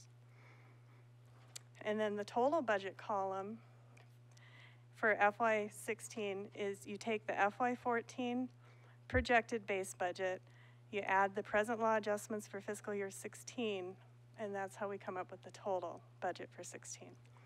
Okay, Frida, I would just like to make a couple of comments on that present law base adjustment for fiscal year 16. And maybe just taking a look at the total dollar amounts that, that are presented there. You know, the total personal services is the largest component of a little over $18 million of that projected increase, projected present law base increase.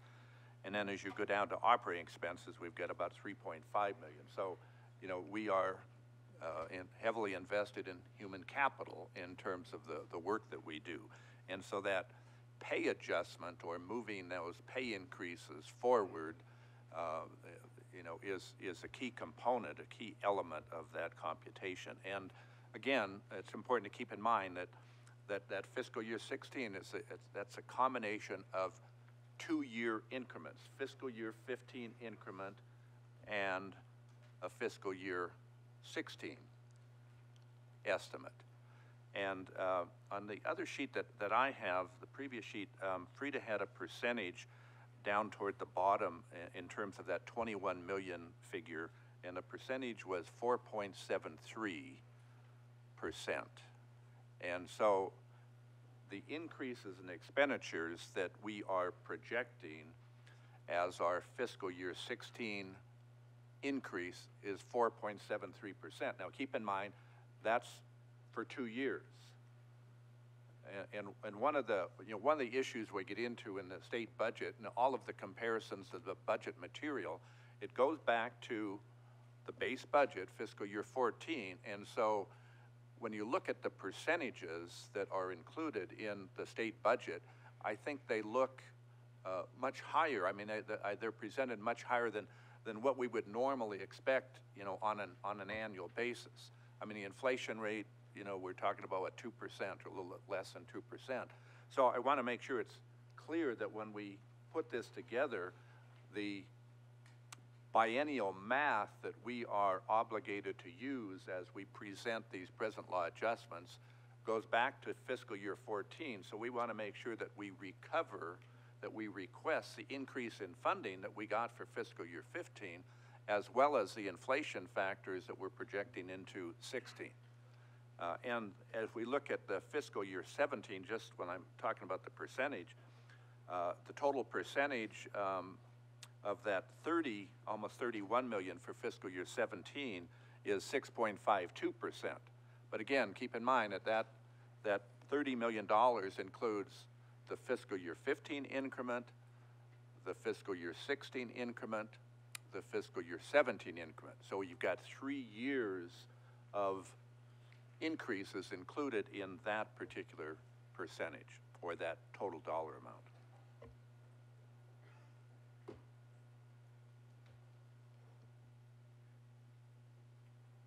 Okay.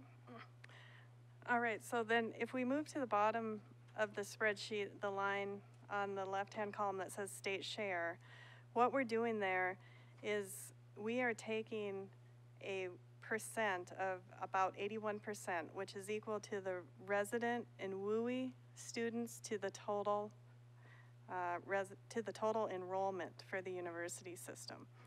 So because we're projecting all of the current unrestricted fund expenditures here on this page, what we ask the state for when we talk about full funding from the state, we're talking about the state funding their share of the resident and WUI student enrollment, which is approximately 81%. That's based on fiscal year 14 actual amounts.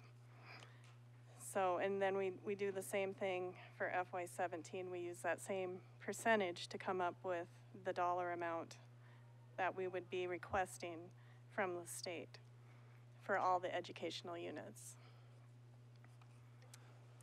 Frida, let me just, again, follow up on that a little bit in terms of, you know, the request for full funding. We have used that request at, you know, since I think fiscal year 7 or the 2007 legislative session, and that was the percentage that was used in the college affordability plan, the CAP, in the 07 legislative session.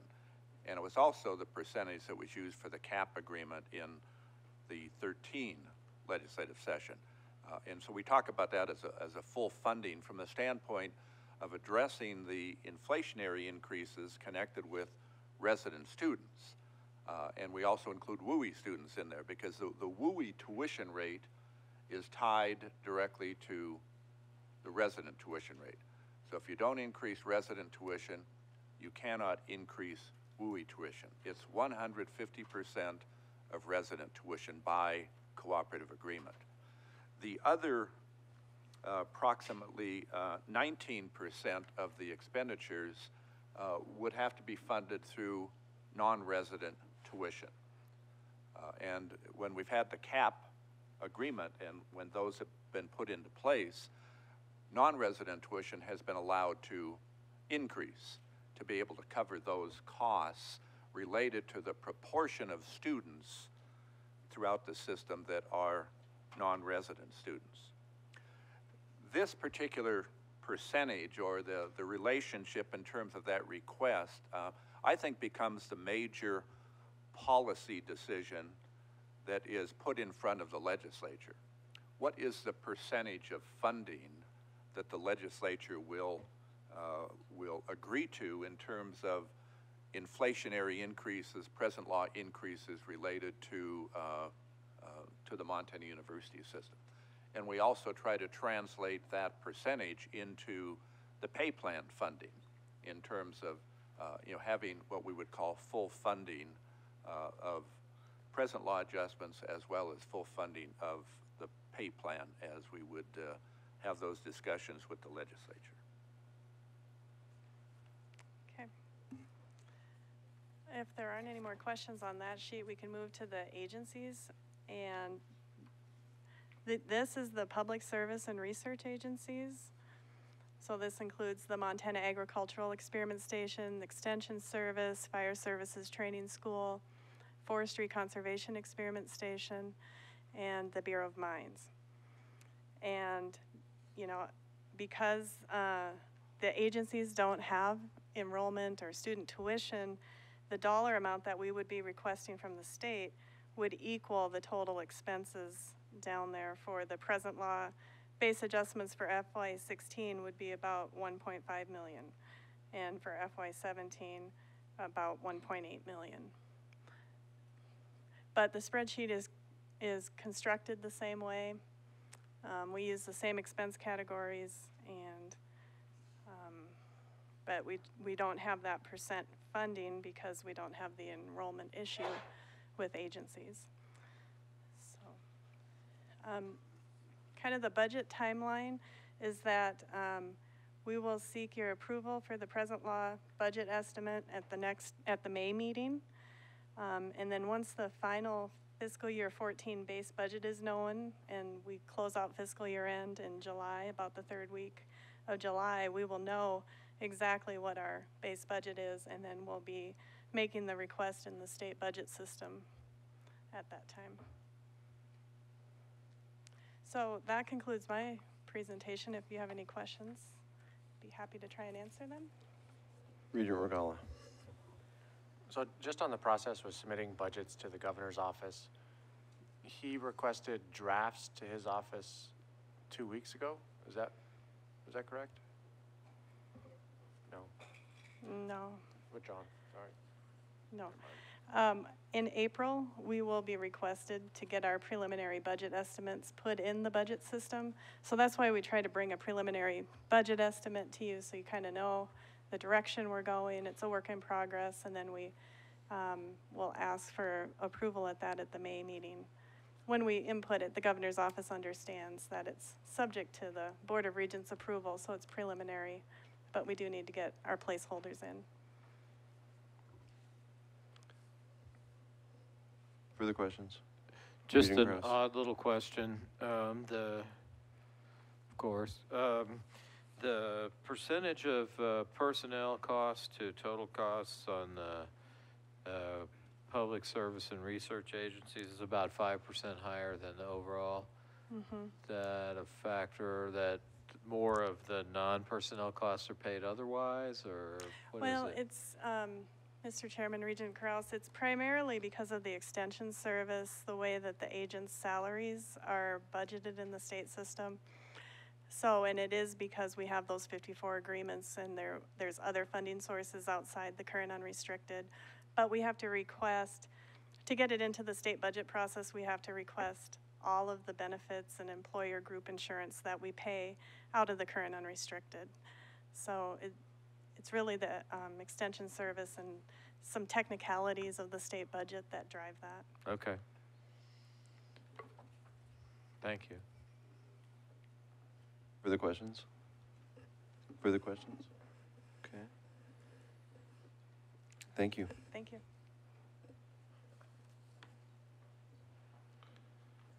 Given that, Deputy Commissioner Robinson, it looks like we're at audit reports. Mr. Chair and members of the committee, since we have a little extra time, I thought, gee, I might walk through each one of these individually. And Would you please? Thank you. I wanted you to do that. The audit reports, we really do just present as information.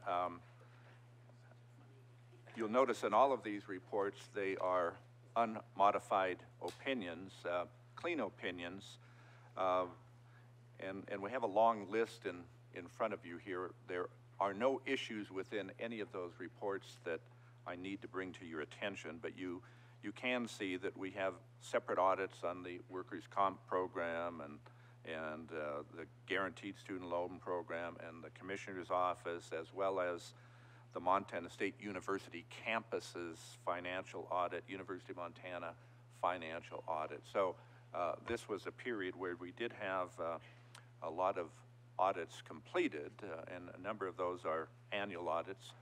Our office, for example, is a biennial audit every 2 years, and so you won't see that one circling around again until 2 years from now. But there is nothing in any of those audits that I felt was necessary to bring to your attention. So for information only.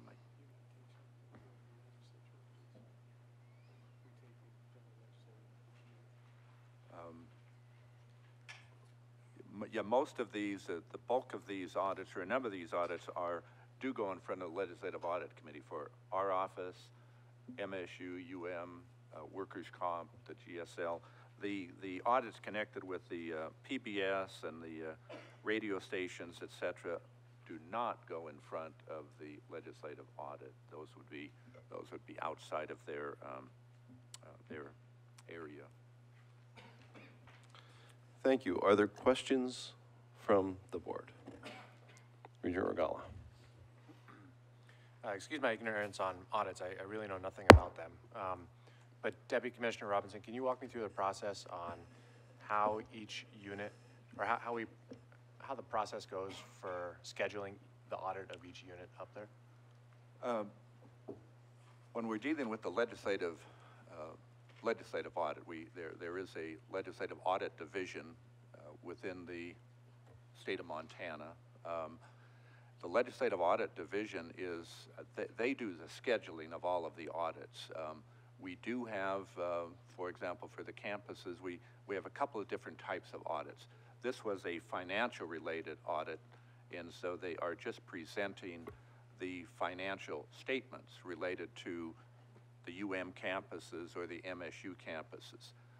On the off year, then there is more of a compliance audit where the Legislative Audit Office will really take a look at, for example, Board of Regents policies and how they are being implemented on the campuses, or state statutes, and whether they're being complied with in terms of the operation of a particular campus. So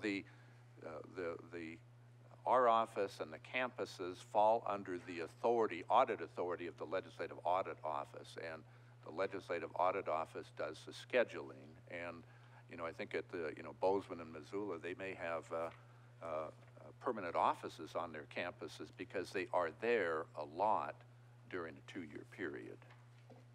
Is that enough? Thank you. Further questions on the audits? Further questions? Further questions? Seeing none, Thank you very much. We are now at that point in the agenda where we would ask for public comment on the budget part of our agenda. And it looks like we have a taker. Please.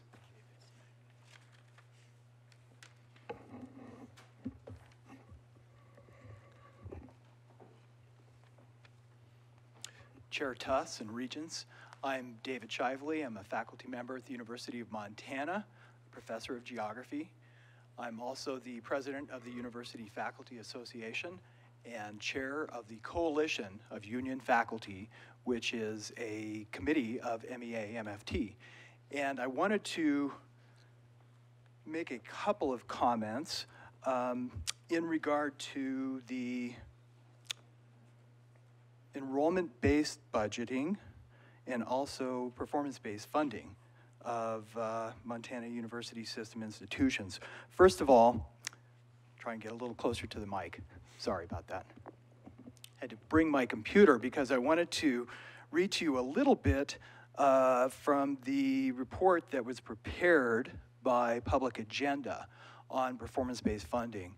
And this had to do with a survey and a series of focus groups that were conducted across Montana University system to gauge the perceptions on performance-based funding coming from university faculty, staff, and administration.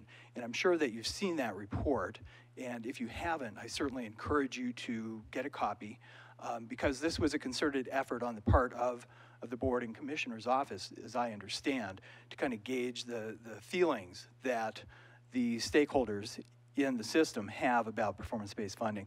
So first of all, the summary of results from this work that was done by Public Agenda says the majority of respondents expressed concern about the proposed design of the performance-based funding longer-term phase 2 model.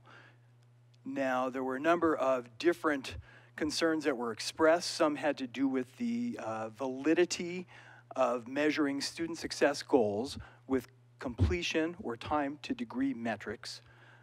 There were a number of concerns about research, kind of an absence of research or not as much research that's been published as might be desirable, linking student success with allocation of state funding based on completion measures. So what the message is that we'd like to see, I think, some more research and give some more thought to those types of things. I think that the comment that was made earlier about this performance-based funding model, though, is that we still, have a commitment to go in this direction, but that Public Agenda really feels that it's important that leadership kind of address the concerns that the stakeholders have, the faculty, the staff, the administration, and continue to engage all of these stakeholders in the discussions about how to implement this longer-term approach so that there's a sense, so that buy-in can actually be obtained. Okay, so that was the message I wanted to give you on the performance-based funding. The other thing I wanted to mention and comment on has to do with the enrollment-based funding. And, there was a little discussion here, and I think that it's really useful. It kind of certainly is important to campuses that see their enrollment levels go up or go down. And one seed I wanted to plant as we continue this conversation about enrollment-based funding is kind of the impact on coupling together the general appropriation from the legislature together with the pay plan and using student FTE levels to kind of drive what goes to the campuses from these two different streams. So if there's a way to talk about how to constructively deconstruct the pay plan funding from the general appropriation as money gets allocated to the two major branches or systems, the MSU and the UM systems, that might allow for a little bit more flexibility and not quite the shocks that a given side of the campus, of the university system might experience as its enrollments go down. So a seed I wanted to plant. I appreciate the time to comment. Thank you very much, Dr. Shirley. Great points. Further public comment? Further public comment? Further public comment? Okay, seeing none. We will recess the meeting today. We will reconvene this board at 8:15, understanding that at 7:15 tomorrow morning there is breakfast here. Dean Wolf, do you have some announcements? I just want to say thank you for a wonderful day. And as you leave today, there are maps out on this table that will show you where to park to go to the, meet the bus that will take you to the Charles Russell Museum tonight for the reception. That reception starts at 5:30. It'll be down in the basement. We have a room just for us where we'll have refreshments, and we'll also have music from, I believe it's the Chinook Winds will be there. And then you're free to go up and view the exhibits, which are just outstanding. So hope to see you there, and we'll have a very nice evening. So thank you. Thank you, Dean Wolf. I would also let the Regents know that the executive session has been canceled, and so we're going to be able to enjoy the tours with everybody else. Okay? Meeting recessed. Thank you.